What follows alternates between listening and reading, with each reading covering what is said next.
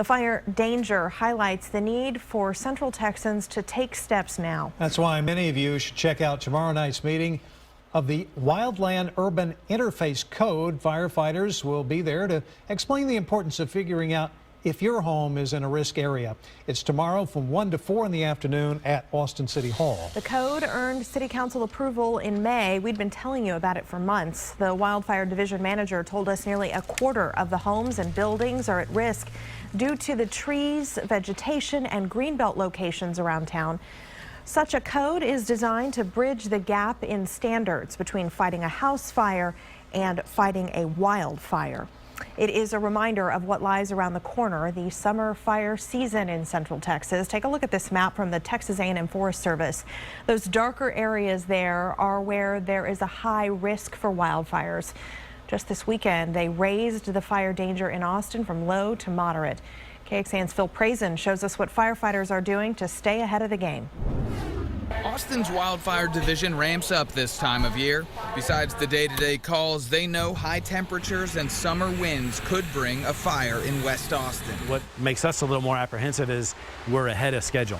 And so if we look at the conditions that we're in right now, we're, a month ahead of where we were last year. Captain Josh Porge says this is the first summer an 8-person, full-time fire mitigation team will work Austin neighborhoods. This week and in the days ahead, you'll see them doing prescribed burns and clearing small brush and debris. They can carry a ground fire up into the canopy, and once it gets in the canopy, we're really, our hands are tied. This is what worries Austin Fire. So much thick vegetation so close to houses. Their goal is to make it look like this area near Slaughter and Brody Lane, where they cleared out the shrubs and cut out the bushes. Between those green spaces and the homes, so that there's somewhat of a buffer. Brush trucks, chainsaws, and a chipper.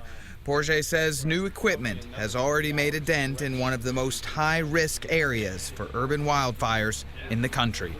Phil Prazen, KXAN News. And the city points out you can call 311 to get advice about what to do with your home.